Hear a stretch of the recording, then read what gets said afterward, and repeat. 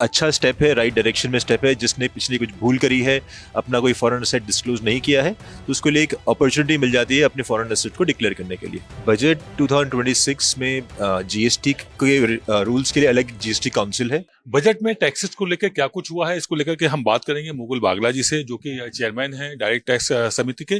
Sir, आपसे समझना है, टैक्सेस में उम्मीद थी कि इनकम टैक्स में कुछ रिबेट मिलेगी, कुछ राहत मिलेगी, लेकिन ऐसा नहीं हुआ। शायद इसलिए कि इससे पहले वाले बजट में इस तरह की घोषणाएं हो चुकी।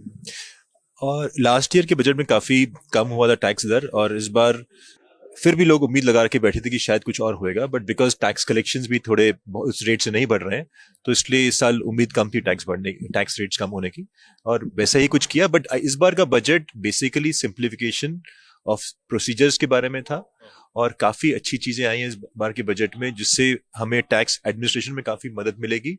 पेनल्टीज प्रोसिक्यूशन में काफी राहत मिली है, जो कि सारे के सारे उद्योगपतियों को काफी उससे रिलीफ मिलने की उम्मीद है। ये 30% टैक्स लेकर के, अगर कोई ऐसी पहले आप टैक्स घोषित नहीं कर पाए अपनी संपत्ति का, तो एक वो भी रिलीफ दिया गया है। उसके क्या कुछ मायने हैं और उससे क्या असर देखने को मिलेगा? देखिए, फाइन प्रिंट से पढ़ने के बिना कुछ बोलना बहुत मुश्किल है, बिकॉज एग्जैक्टली अभी स्पीच से नहीं पता चलता। बट यस, इट अच्छा स्टेप है, राइट डायरेक्शन में स्टेप है। जिसने पिछली कुछ भूल करी है, अपना कोई फॉरेन एसेट डिस्क्लोज नहीं किया है, तो उसके लिए एक अपॉर्चुनिटी मिल जाती है अपने फॉरेन एसेट को डिक्लेयर करने के लिए। तो काफी इससे सिंप्लीफाई होना चाहिए। टैक्सेस को लेकर के अगर हम बात करें तो जीएसटी को लेकर के तमाम तरह के कॉम्प्लीमेंट्स, मतलब वो विसंगतियां बनी हुई हैं। खास तौर से जो भी हैं, जो कारोबारी हैं, उनको बहुत दिक्कतें होती हैं। रिटर्न हो चाहे उसके वापसी का मामला हो, तो वो जो फंसाव है, उसको आपको लगता है कि इस बजट में कुछ सुना गया, व्यापारियों की बात, उद्यमियों की बात?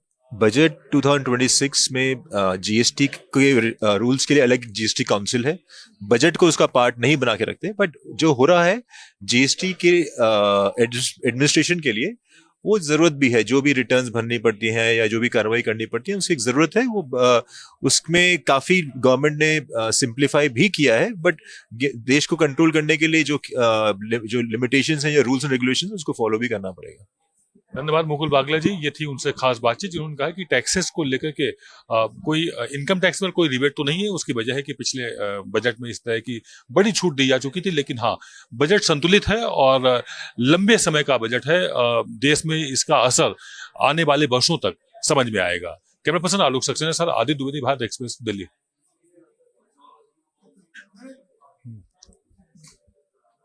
बायोफार्मा पर बजट में खास फोकस किया गया और इसके लिए 10,000 करोड़ का बजट भी सैंक्शन किया गया है। इस वक्त हमारे साथ हैं अभय जी। हम आपसे समझना चाहेंगे सर, एक्सपर्ट हैं फार्मा इंडस्ट्री के। बजट में जो 10,000 करोड़ दिया गया, इसके अलावा आयुर्वेदिक दवाओं पर भी काफी फोकस किया गया। इसका ये निर्यात भी बढ़ाएंगे, तो इन सबको लेकर के क्या लगता है, क्या उद्देश्य है सरकार का, और किस तरह से ये फार्मा को आगे बढ़ाने की कोशिश में लगे? सबसे पहले तो I am very happy to sorry आप मैं बड़ा खुश हूँ कि आपने ये सवाल मुझसे पूछा। एक तो मैं तुमको मैडम ने जो बजट जो एक मिनट दोबारा रिपीट कर सकते हैं? बजट में फार्मा इंडस्ट्री के लिए 10,000 रुपए का प्रावधान रखा गया और इस वक्त हमारे साथ हैं बायोफार्मा। हमारे साथ शुरू करें। बजट में बायोफार्मा के लिए 10,000 करोड़ का बजट रखा गया और इस वक्त हमारे साथ हैं फार्मा इंडस्ट्री के एक्सपर्ट अभय कुमार श्रीवास्तव जी। सर, आपसे ये समझना चाहेंगे कि ये जो बजट रखा गया, क्या ये पर्याप्त है या और बजट की जरूरत थी भारत जैसी आबादी के लिए?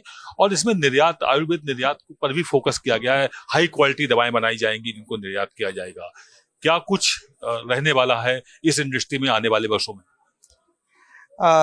जो हमारे जो फाइनेंस मिनिस्टर हैं, ऑनरेबल फाइनेंस मिनिस्टर ने जो बायोफार्मा को पुश करने के लिए जो है बायोफार्मा शक्ति के नाम से 10,000 करोड़ हमको जो एलोकेशन दिए हैं। आज की डेट में जो इंडियन फार्मा इंडस्ट्री है वो काफ़ी जनरल काइंड की मेडिसिन बनाती है, जिसको हम लोग जेनेरिक मेडिसिन कहते हैं, और इसको हम लोग निर्यात करते हैं। लेकिन आगे आने वाले समय में जो बहुत ही जो मेडिसिन जो हम लोग बेच पाएंगे वो काफ़ी इनोवेटिव या बायोफार्म की होंगी।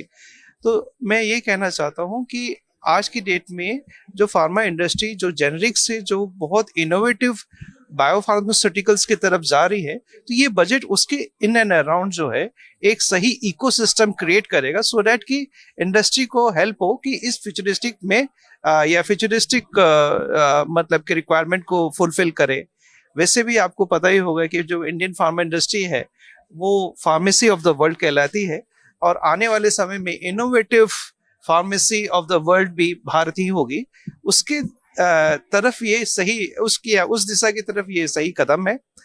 और आयुर्वेदिक मेडिसिन को लेकर के भी काफी चर्चाएं हैं, और आई थिंक उसको एक्सपोर्ट्स बढ़ाने के लिए भी हम काफी स्टेप्स हम लोग ले रहे हैं। उसका रीजन ये है कि जो एक्सटर्नल वर्ल्ड है वो भी धीरे धीरे आयुर्वेदिक की तरफ शिफ्ट हो रहा है, फ्रॉम मोर एलोपैथी से आयुर्वेदिक की तरफ जाने की वजह से आई थिंक जो एक एक्सपोर्ट की जो प्रोबेबिलिटी है वो बड़ी है भारत से।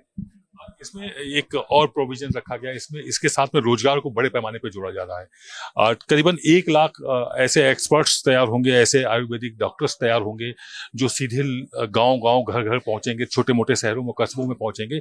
इसके अलावा 1.5 लाख सहयोगी भी तैयार किए जाएंगे, नहीं 2.5 लाख युवा इससे सीधे रोजगार पर जुड़ेगा। तो रोजगार को लेकर के इस पर क्या कुछ रहने वाला है, कितना पॉजिटिव रहेगा?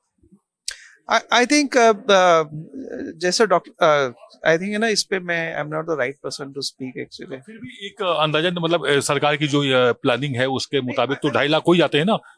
नहीं, ये बात तो सही है, 2.5 लाख को सीधे रोजगार मिलेगा, और इसकी आवश्यकता भी है क्योंकि धीरे धीरे सरकार बजट के भी एलोकेशन बढ़ा ही रही है, मतलब मेडिकल टर्म्स में, और जो इंफ्रा को लेकर के काफी इश्यूज हम लोगों को है ही है। तो आई थिंक ये जो इन्होंने बोले जो 2.5 लाख लोग हैं जिनको हम लोग भेजेंगे घर घर जाकर को देखेंगे, that's the right step actually, क्योंकि 80 से 90% जो बीमारियां होती है उसके लिए आई थिंक कोई अस्पताल से ज्यादा एक परामर्श की ज्यादा आवश्यकता होती है। I think this is the right step. या सरकार ने योगा के बाद जब से मोदी सरकार आई है पिछले 12 वर्षों में आयुर्वेद को बड़ा बढ़ावा दिया हुआ था, लेकिन बजट में इस बार बड़ा कदम एक देखा जा रहा है। आप क्या मानते हैं? ये एक्चुअली ना ये ना एक चेंज आ रही है कि जो है ना डिजीज से वेलनेस की तरफ इंडस्ट्री बढ़ रही है। ठीक है, हर डिसीज के वेलनेस की तरफ बढ़ रही है, तो वहां पर योगा का बहुत बड़ा योगदान है और आयुर्वेदिक का भी बहुत बड़ा योगदान है, क्योंकि आप कितने दिन तक हर रोज मेडिसिन खाएंगे, और उसके साइड इफेक्ट भी होते हैं। और आयुर्वेदिक में ऐसा प्रावधान है या फिर बहुत सारे ऐसे तत्व हैं जिनको आप अगर डेली भी खाते हैं तो वो आपका वो एक तो वेलनेस बना रहता है, तो आपको कभी भी कोई बीमारी नहीं होगी, और प्लस एक बिग बूस्ट है आयुर्वेदिक में। अच्छा, जो आयुर्वेदिक के इंडस्ट्री के इन एंड अराउंड में जो क्या बोल सकते हैं, जो एक कंफ्यूजन था कि इनका स्टैंडर्डाइजेशन नहीं हो सकता है या फिर इनका हम लोग जो है रेगुलेट नहीं कर सकते हैं, उस दिशा में ऑलरेडी काफी मतलब रिसर्च हो चुका है। तो अब एक उन मेडिसिन का भी स्टैंडर्ड है, उन मेडिसिन को भी एक न्यूनतम बोलते हैं ना एक स्तर तक रखना पड़ता है, उनके इन एंड अराउंड काफी रेगुलेटरी फ्रेमवर्क आ गए हैं। तो अब हम लोगों को लगता है कि जो है सही समय है आयुर्वेदिक को बूस्ट देने का, एंड ऑल्सो जो आयुर्वेदिक में जो बूस्ट आएगा वो ना सिर्फ डोमेस्टिक कंजम्पशन के लिए आएगा बट कि एक्सपोर्ट्स के लिए भी आएगा, क्योंकि एक बहुत बड़ा रुझान जो मैं देख रहा हूँ पूरे वर्ल्ड में कि आयुर्वेदिक की तरफ या हर्बल की तरफ या ऑर्गेनिक की तरफ भी होता जा रहा है। धन्यवाद आपका बहुत बहुत। आपने बताया कि आयुर्वेद से आप अपने आप को खुद भी बूस्टअप करें, और इस सबसे बड़ी बात है कि इसमें किसी तरह से कोई साइड इफेक्ट नहीं होते हैं, और बिना साइड इफेक्ट के आप नेचुरल अंदाज में अपने आप को ठीक करते हैं, अपनी बॉडी को इम्प्रूव करते हैं। कैमरा पर्सन पवन सक्सेना के साथ आदित्य द्विवेदी, भारत एक्सप्रेस, दिल्ली।